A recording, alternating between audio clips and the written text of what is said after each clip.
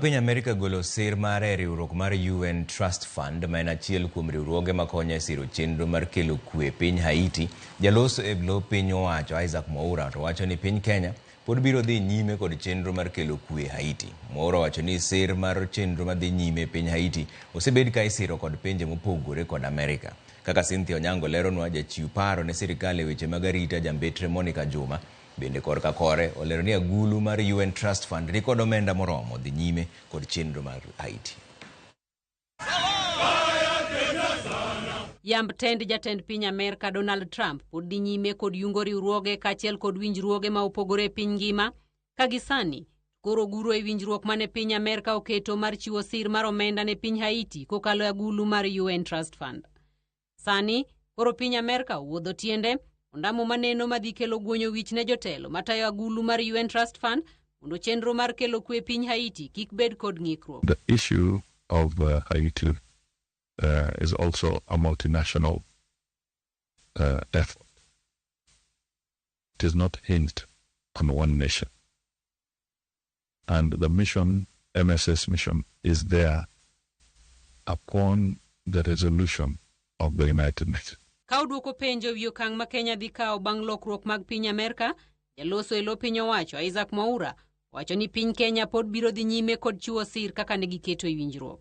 Kusiwe na tatizo lolote, na kwa hivyo watu wa Haiti wasiweze kuwa na shida yote kwamba hamna fedha za kutosha kumaliza mambo hayo yote ambayo yanatendeka kule kwao. Tunasimama kidete na tumeweza kupiga hatua nyingi zaidi na tutaendelea kufanya hivyo kulingana na ule uhusiano tuko nao wa kimataifa. Kaluwore kod Mwaura, nyaka sani agulu mar UN Trust Fund ni kod omenda maromo dola milion 85 ka pinje mamoko machiwo sir ne agulu ni uting'o Canada, France, Turkey, Spain, Italy kaachiel kod Algeria. Mwaura bende olero ni nitiere pinje ma oikore chiwo sir ne piny Haiti kaka Switzerland. Umano owacho ni gionge kod luoro moro amora wi piny Amerika rem golo sir mare.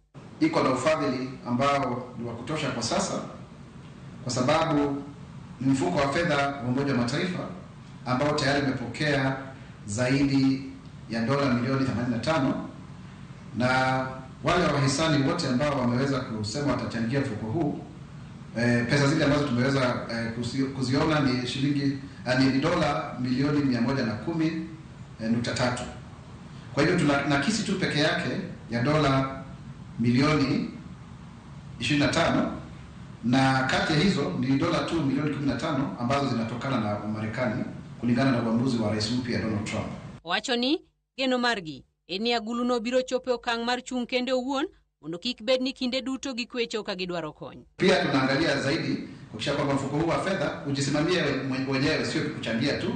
E duol achiel, jachiw paro e weche mag arita ne jatend piny Kenya jambetre Monica Juma mane ochiwo ote mare kokalo e mbui mar X olero ni agulu mar UN Trust Fund ochung' motegno mar dhi nyime kod chenro mar kelo kwe Haiti.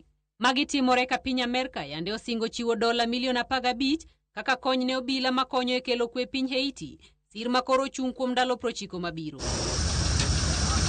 Nyaka sani, piny Kenya osetero obila maromo 617 e piny Haiti, e kinde ma obila mawuok e pinje mamoko kaka Guatemala, Jamaica, El Salvador, Bahamas, e kind pinje mamoko bende oriwre kodgi mondo kony e kelo chenro mar kwe pinyno ma jonjore onyoro kod timbe maundu.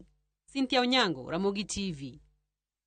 Kwa kanyo ni ripot mar bero mar ringre rowere ariyo manondhi kendo lal gode gwenge mag Mlolongo dwe mar 12 higa mokalo onyiso ni rowerego nowito ngimagi bang' yudo hinyruok kuonde mopogore e dendgi. Kaka jafwambo marwa Efi Nyakidi lero, jabero e lo sirikal Dr. Richard Njoroge ma otelo ne chenrono owacho ni anyuola mar Justus Mutuma kod mano mar Martin Mwau ok nyal kawo ringrego nyaka